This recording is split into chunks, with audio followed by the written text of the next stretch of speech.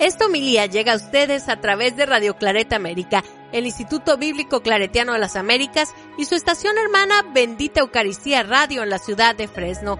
Presentan Poniendo el Evangelio en Práctica con el Padre Manuel Villalobos, un programa para aprender a amar a Dios sin miedo. Iniciamos. Muy buenos días, hermanos y hermanas que nos sintonizan a través de Radio Claret América. Mi nombre es Manuel Villalobos Mendoza. Reciban un cordial saludo. Como cada domingo me encuentro con ustedes compartiendo la palabra de Dios. Yo soy el encargado de la Pastoral Bíblica Claretiana de los Estados Unidos y Canadá.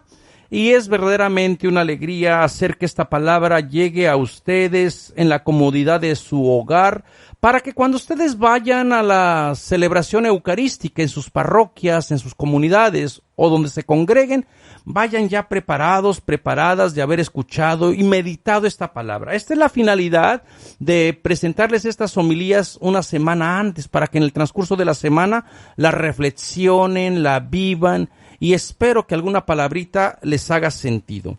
Este evangelio será leído el día 1 de marzo en todas nuestras celebraciones y está tomado del evangelio de Mateo del capítulo 4 del versículo 1 al 11.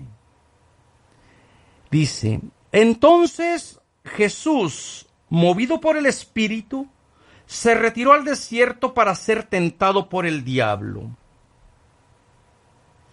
Hizo un ayuno de 40 días con sus noches y al final sintió hambre.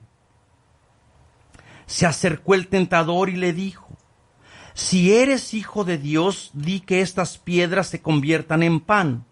Él contestó: Está escrito, no solo de pan vive el ser humano, sino de toda palabra que sale de la boca de Dios. Luego el diablo se lo llevó a la ciudad santa, lo colocó en la parte más alta del templo y le dijo: Si eres el Hijo de Dios, tírate abajo, pues está escrito, ha dado órdenes a sus ángeles sobre ti para que te lleven en sus manos, para que tu pie no tropiece en la piedra. Jesús le contestó: También está escrito, no pondrás a prueba al Señor tu Dios. De nuevo se lo llevó el diablo a una montaña altísima y le mostró todos los reinos del mundo en su esplendor y le dijo: Todo esto te lo daré si te postras para adorarme. Entonces Jesús le replicó: Aléjate, Satanás, que está escrito, al Señor tu Dios adorarás, a Él solo darás culto. De inmediato lo dejó el diablo y unos ángeles vinieron a servirle. Palabra de Dios. Casi que este evangelio o esta propuesta de la propuesta de Jesús que va a comenzar con el reinado de Jesús, con su propuesta de vida, va a encontrar dificultad. Y una manera que la comunidad de Mateo, para decir, no todo mundo que escuchó las palabras de Jesús se sintieron motivados por ellas. A veces uno como que fantasea y especula y dice: si a mí me hubiese tocado vivir en tiempo de Jesús, yo sí le hubiera creído. Y yo a veces pregunto: ¿y qué garantía tienes de que tú le vas a creer? Si no vas a ver nada extraordinario en aquel humilde Galileo, en aquel campesino, en aquel carpintero, como lo miraría toda la gente. ¿Por qué? Porque venimos arrastrando las mismas tentaciones. Por eso el título de las tentaciones de Jesús son nuestras propias tentaciones que todavía nos cuesta trabajo vencer. Y en estas tentaciones entra el drama, por un lado, el Espíritu de Dios, que es el que lo pone en esta situación, y la figura de Satán o el diablo o el tentador, que estas son las diferentes imágenes con que se anuncia o se le nombra a la persona que encarna lo que es malo o lo que encarna lo que se opone al plan de Jesús, ¿no? Y también tenemos hacer un paréntesis para poder entender esta idea también de Satán, del diablo, del tentador, porque también la figura de Satán y del diablo o del tentador también se ha desfigurado. Nosotros entendemos ahora el diablo casi como nos lo presentan las películas de Hollywood, donde una persona es totalmente poseída por una fuerza maligna. Y muy probablemente esta idea de Satán no sea del todo verídica. Por cierto, en el mes de junio, nosotros en el Congreso Bíblico estaremos tratando el tema de Satán desde el punto de vista bíblico.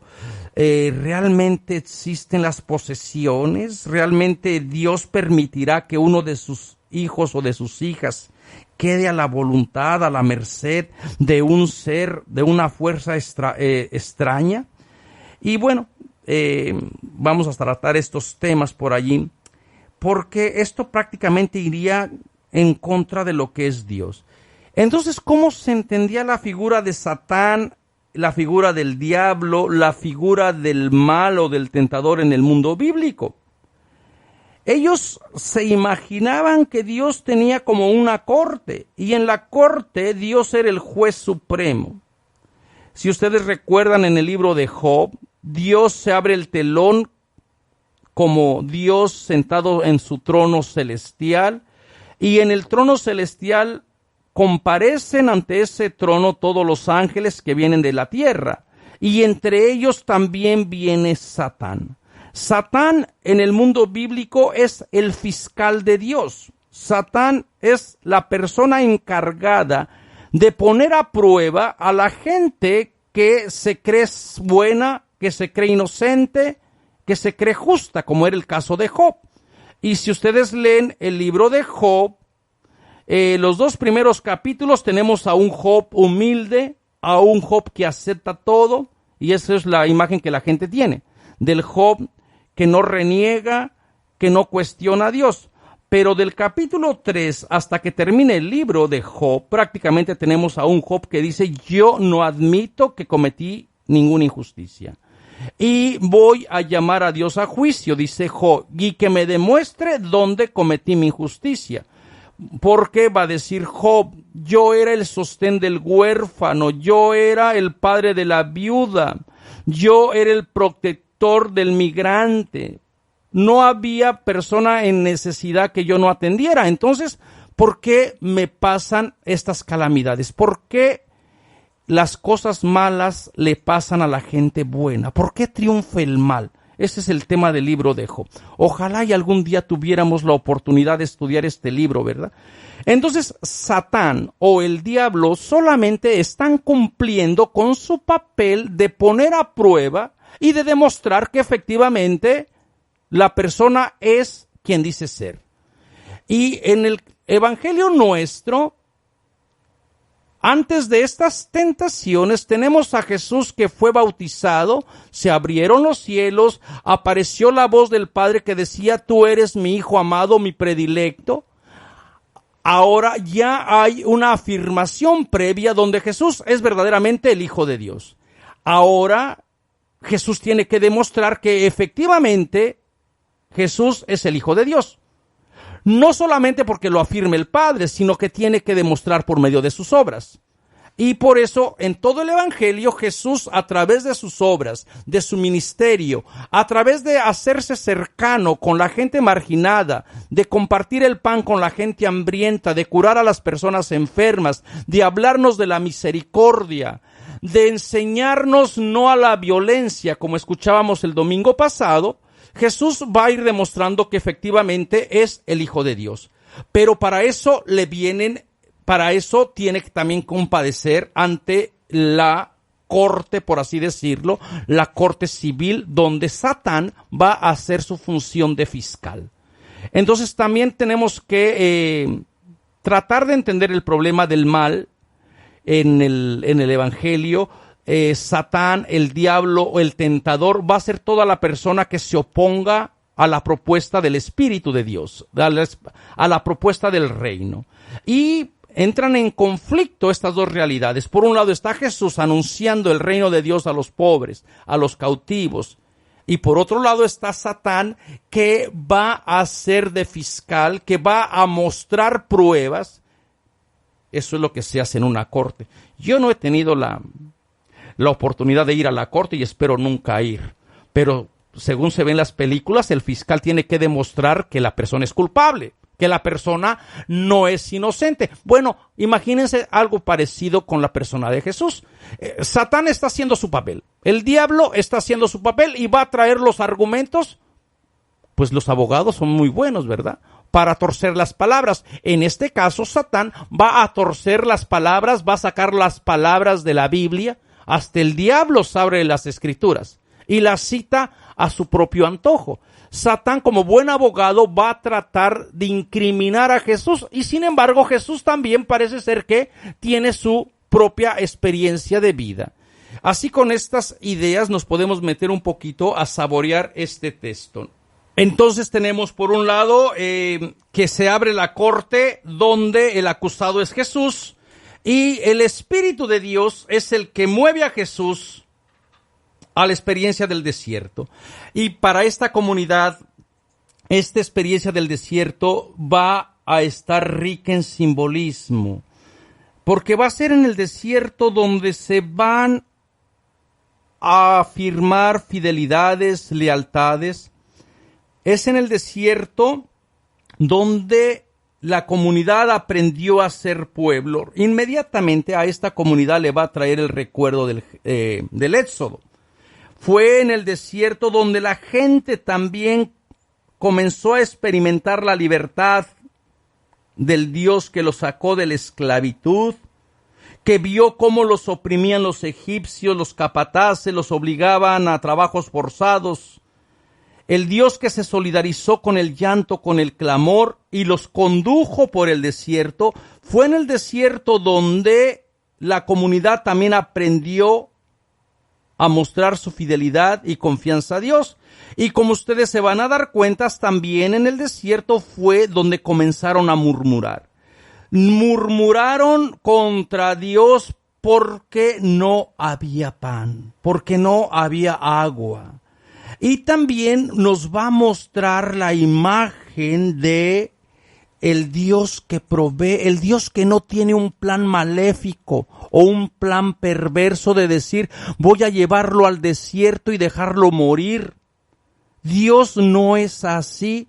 El desierto es un tiempo de prueba, es un tiempo de incertidumbre, pero también en el desierto camina Dios. También en el desierto Dios acompaña. Y bueno, 40 años le llevó al pueblo de Israel, porque esto es simbólico, El número 40 es simbólico, es el tiempo que sea necesario para que la persona, el pueblo, afirme su fidelidad, su lealtad al Dios de la vida. También otro simbolismo vamos a tener en la imagen del desierto con la figura de Elías. Elías también, que vagó por el desierto o caminó por el desierto sus 40 días con sus 40 noches, donde tuvo que ponerle límites a toda su negatividad y donde tuvo que descubrir al Dios Yahvé para poder denunciar a los otros dioses, a los Baales, ¿no? Entonces el tema del desierto es un tema muy querido en la Biblia. Continuamente los profetas van a recordar este tiempo como un primer enamoramiento, como una primera símbolo del amor entre Yahvé y el pueblo de Israel. Así lo tenemos, por ejemplo, en el profeta Oseas, cuando afirma, voy a seducirte, voy a hablarte al corazón, hablándole al pueblo de Israel, Dios hablando por medio del profeta, y te voy a llevar al desierto. Y en el desierto vas a aprender otra vez a descubrirme a mí como el único amante. Utiliza esta imagen del noviazgo, ¿no? En el desierto es nuevamente donde la gente va a tener que experimentar salvación, liberación. Entonces no piensen que esta idea de que Dios empujó a Jesús al desierto es con una finalidad malévola. ¿Qué padre, qué madre que quiere a su hijo, a su hija, va a poner en una situación de muerte al niño o a la niña? Aquí es un simbolismo más profundo. Nadie se puede escapar del desierto. Y para las personas que venimos de América Latina o que a las personas que han cruzado el desierto, saben que cruzar desiertos no es fácil, porque en el desierto se puede encontrar la muerte, se puede encontrar fronteras, hay carencia, no hay agua, hay víboras, hay personas que los reciben a balazos, hay coyotes que los abandonan, hay muchos símbolos de muerte. Pero también tenemos que tener la certeza que en el desierto Dios no nos abandona, que en el desierto Dios como buen coyote nos va acompañando, nos va defendiendo y nos va invitando a madurar en nuestra fe. Y esta es la experiencia también de Jesús, de entrar en el desierto y decir, no entro solo, entro con el Espíritu de Dios. Y yo creo que eso es lo que nosotros debemos de ir celebrando. Y uno puede decir, bueno, yo no he pasado el desierto físico, pero aquí también podemos hablar del desierto espiritual. Esas noches donde no le encuentras sentido a tu vida, donde te la pasas sin poder dormir, sin poder conciliar el sueño por tantos problemas, porque no tienes deseos de vivir, porque posiblemente estás en la depresión. Esas noches donde sientes que estás solo, que estás sola. Ese desierto que se prolonga porque ves a tu familia que está dividida, porque ves a tu hija que anda en los malos pasos. Esos desiertos que no se encuentran o que no se experimenta la presencia de Dios. Donde también te vienen dudas, no de hambre, quizás vienen dudas de Dios existe, Dios estará conmigo, ¿verdaderamente le importo a Dios? Hermanos y hermanas, nadie se ha librado del desierto, sea del desierto físico o sea del desierto espiritual. Hasta los grandes místicos, las grandes personas que ahora celebramos como santos y santas, han experimentado en algún momento de su vida esa ausencia de Dios, ese vacío. Y en vez de estar dudando de la presencia de Dios, tenemos que abrazar nuestro desierto en fe, sabiendo de que no caminamos solos, que no estamos solas, que Dios nos va acompañando, que es su Espíritu de Dios, y es en el desierto donde Dios se queda a la expectativa para ver si su hijo o su hija sale victorioso o se deja seducir por las otras voces que son atractivas, por las otras tentaciones que son llamativas, o si al final podemos reconocer solamente que a Dios hay que servir y adorar. Y por eso la primera tentación, no podemos perder de vista esta idea de que somos personas del desierto, pero que también Dios se va con nosotros al desierto. Dios no es un Dios ajeno. Dios no nos pone en una situación donde no nos va a ayudar. Dios sabe que lo que la tentación implica, tenemos las armas necesarias para poder salir victoriosos, ¿no? Entonces, la presencia del ayuno de 40 días con sus 40 noches, el ayuno no solamente es privarte de comida, el ayuno es prácticamente hacerte vulnerable, a decir estoy vulnerable al Espíritu de Dios. Y también con el ayuno, cuando uno hace su purificación, cuando uno se abstiene de no hacer ciertas cosas, no es con la finalidad de olvidarse de Dios, sino más bien es con la finalidad de llamarle la atención a Dios y decirle, estoy en tus manos, estoy vulnerable, estoy frágil. Y claro, el Espíritu en los momentos difíciles, pues uno puede escuchar otras voces, puede escuchar a otros dioses o a otras personas que se hacen hablar o que se hacen pasar por Dios o que te vienen a hablar de la Biblia de una manera muy manipuladora. Entonces, esta idea de el ayuno implica hacerte vulnerable. Hacerte vulnerable en un mundo simbólico. A Jesús le tomó 40 días, 40 noches simbólicamente hablando. Al pueblo de Israel le tomó 40 años. Y a nosotros, hermanos y hermanas, nos puede tomar toda una vida en ir descubriendo cómo Dios está con nosotros cuando nos hacemos vulnerables, cuando dependemos totalmente de Dios, cuando solamente podemos ya recurrir a Dios, cuando ya hemos agotado todas nuestras fuerzas, ya agotamos todas las posibilidades de sanar y solamente confiamos en Dios, es entonces que podemos tener este ayuno de decir, lo único que puedo ofrecerte es este estado donde estoy débil, frágil, vulnerable, sabiendo de que tú no me vas a abandonar. Y también cuando uno está en esta situación de crisis, cuando está uno cuestionándose si Dios está con uno, si Dios me ama, pero ¿por qué me suceden estas cosas malas a mí? También es lógico que demos entrada a otras voces que nos pueden decir, tú no eres lo suficientemente bueno. Dios te ha abandonado, Dios no te quiere, Dios no está contigo. Vienen estas voces que a veces resonan tan fuerte en nuestro corazón que hacen que dudemos de la presencia de Dios. Y estas mismas voces del fiscal en la corte de Dios, de Satán, se acerca, dice el tentador, y le dice, si eres el Hijo de Dios, di que estas piedras se conviertan en pan. Nosotros, como lectores, hemos sabido de que Jesús es el Hijo de Dios prácticamente desde el capítulo 1. Después se le adoró en el capítulo 2 como a Dios, se le ofreció oro, incienso y mirra.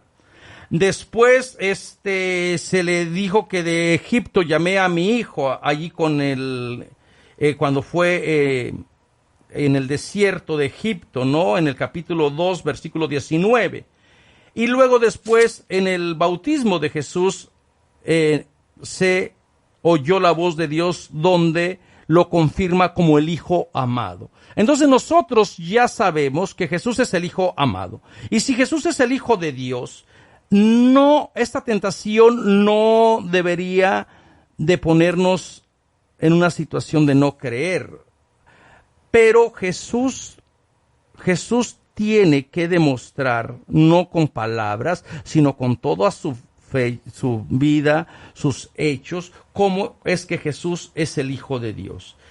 Y el ser Hijo de Dios no se lo ganó Jesús porque hacía cosas extraordinarias, porque hacía milagros a cada rato. Jesús se ha ganado el ser Hijo de Dios porque fue fiel al plan de Dios. Jesús es el Hijo de Dios porque supo descubrir su amor, su lealtad en los momentos difíciles. Y recuerden también cómo el tentador va a remitirnos prácticamente a la primera tentación de la familia humana allá en el jardín del Edén, en el capítulo 2, capítulo 3 del libro del Génesis, donde la pareja humana representada en Adán y Eva también tienen hambre. La primera tentación, a que otra vez la serpiente o el tentador vuelve a sacar el tema del hambre. ¿Por qué? Porque el pan es necesario para vivir, no se puede vivir sin pan. Sin pan no reduzcamos solamente el pan material, es las condiciones de tener tierra, de tener buena cosecha, de no irse al exilio, de tener posibilidades de vida. Teniendo pan tienes posibilidades de vida, quiere decir que estás en tu entorno, que gobiernas tu tierra, tu espacio, tu tiempo. El no tener pan simboliza prácticamente que estás vulnerable, ¿no? Entonces siempre hay una de las tentaciones de la comida. La comida parece ser que está de moda siempre, ¿no?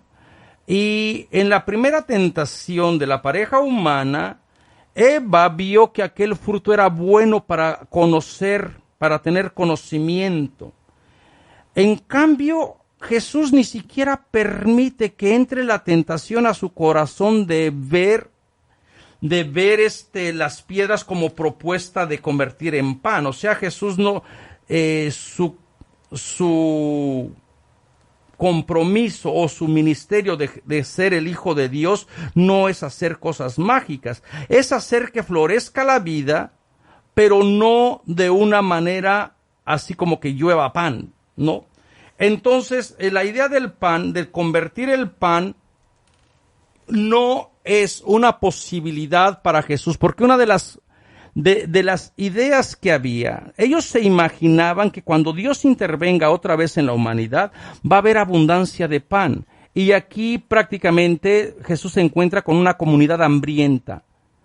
Pero el milagro del pan, por ejemplo, el milagro del pan que se narra en los evangelios, en los 4 evangelios se narra el milagro del pan, no sucede por arte de magia, sucede por una concientización de Jesús que hace posible que el pan verdaderamente llegue a toda la gente, porque toda la gente se concientiza de volver a adquirir la tierra. Entonces el milagro no se da gratuitamente, el milagro exige una responsabilidad. Entonces Jesús no saca la varita mágica y va a convertir todas las piedras en pan, porque no habría una concientización del pueblo. Primeramente aquí la gente tiene que darse cuenta de que no tienen el pan, y si no tienen el pan, ¿quién se los ha quitado? Roma les ha quitado la tierra, y si no tienen tierra no van a poder producir. Y no puede la gente estar pensando que el imperio, el pater de la patria, que así se le llamaba al emperador, va a dar el pan. Por eso Jesús, cuando pídanle Padre nuestro, el Padre nuestro que nos dé el pan de hoy, no para almacenar, porque ya hay una concientización. Entonces, Jesús no quiere un reinado donde todo se haga por arte de magia.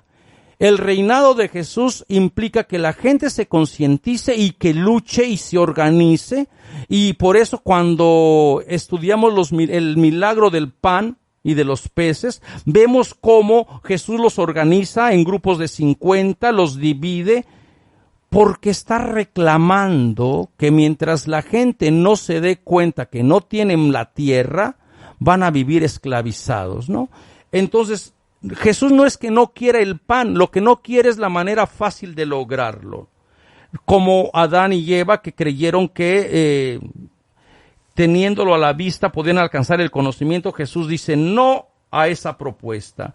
Y por eso cita también las escrituras de no solo de pan vive el ser humano, tomado del Deuteronomio, ¿no?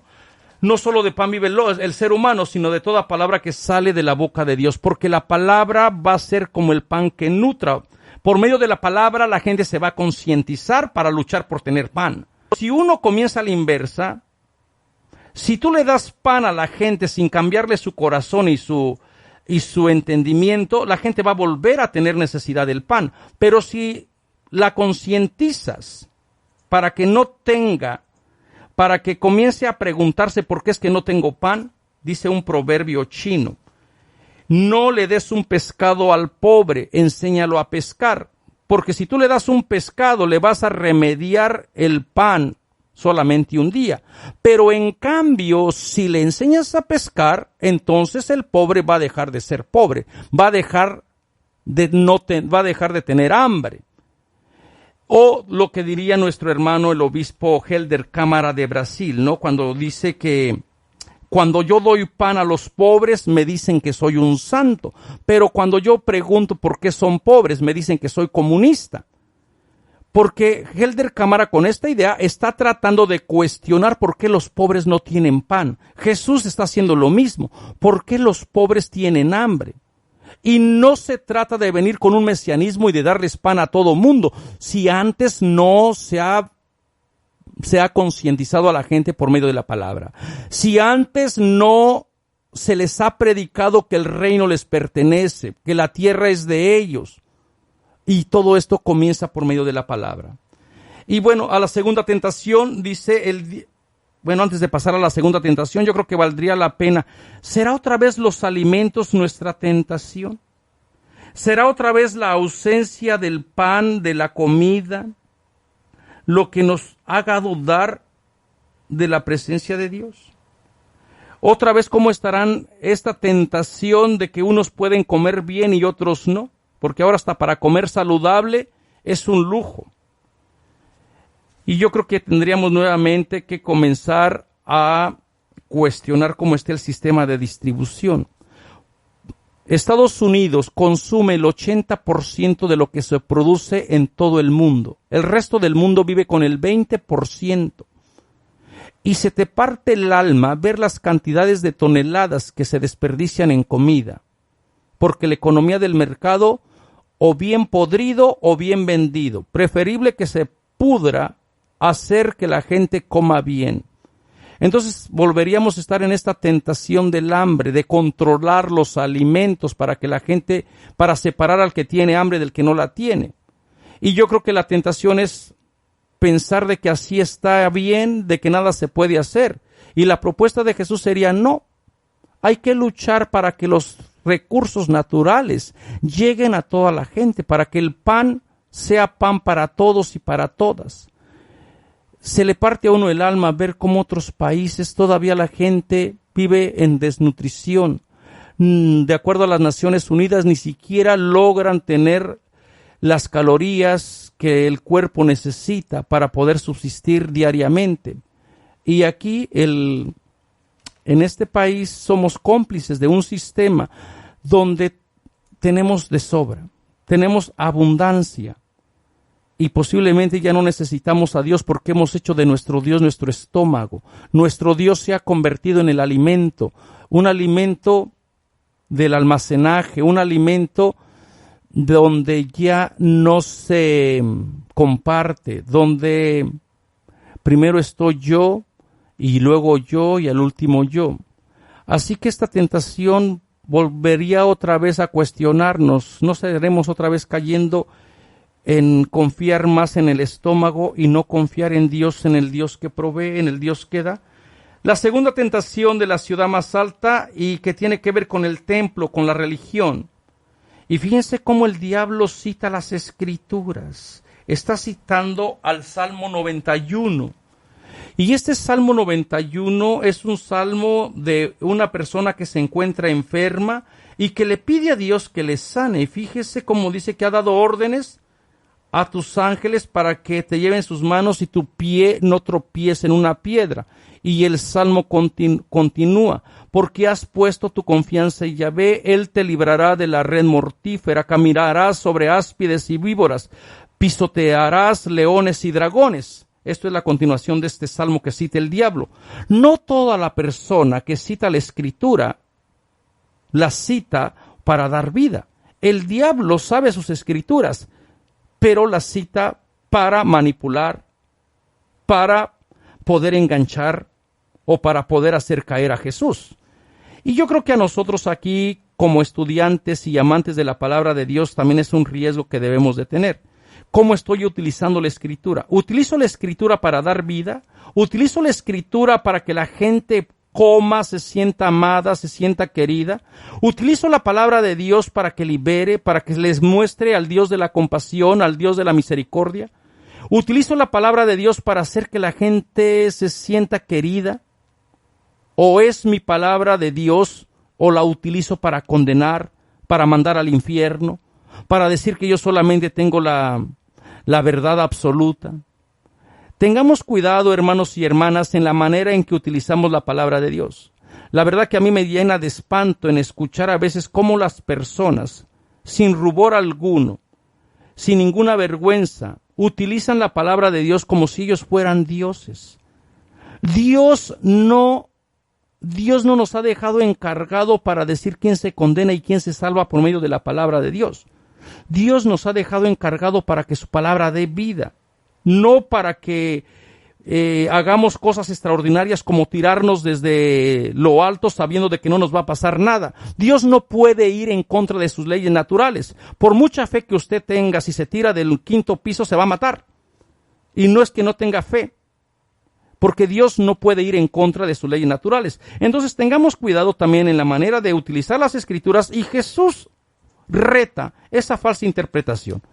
El diablo sabe las Escrituras, pero el saber las Escrituras, hay una gran diferencia en el saber y en el ponerla en práctica. Y el diablo, lógicamente, no la va a poner en práctica. Y por eso Jesús le responde, no pondrás a prueba al Señor tu Dios. Tú eres criatura, tú perteneces a la corte, tú tienes lo que en otras palabras le está diciendo Jesús a Satán es, tú eres una criatura que Dios te ha creado y Dios te ha dado un poder, si tú quieres, te ha permitido hacer el mal, pero tú no tienes autoridad sobre Dios. porque entonces Dios dejaría de ser Dios. Y por eso es que el mal tiene un límite. De lo contrario, podríamos estar dudando de la bondad de Dios, de la gratuidad de Dios. Si Dios no tuviera un límite sobre el mal, entonces Dios ya no sería Dios. Y entonces, ¿por qué el mal existe? Porque hay personas que se han dejado seducir por esta tentación y han escuchado al diablo, al tentador, a Satán, en vez de escuchar al Creador. Y ya han tentado también a Dios.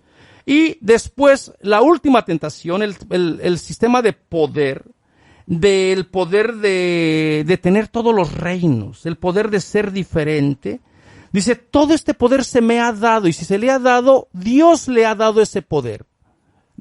El Satán no es el dueño del mundo, de los reinos. El reino le pertenece a Dios y a su único Hijo. Y por eso esto lo va a celebrar muy bien el libro del Apocalipsis.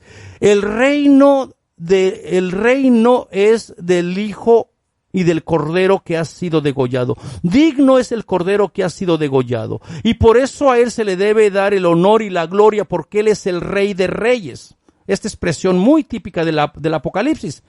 Y aquí Satán está ofreciendo algo que no es suyo.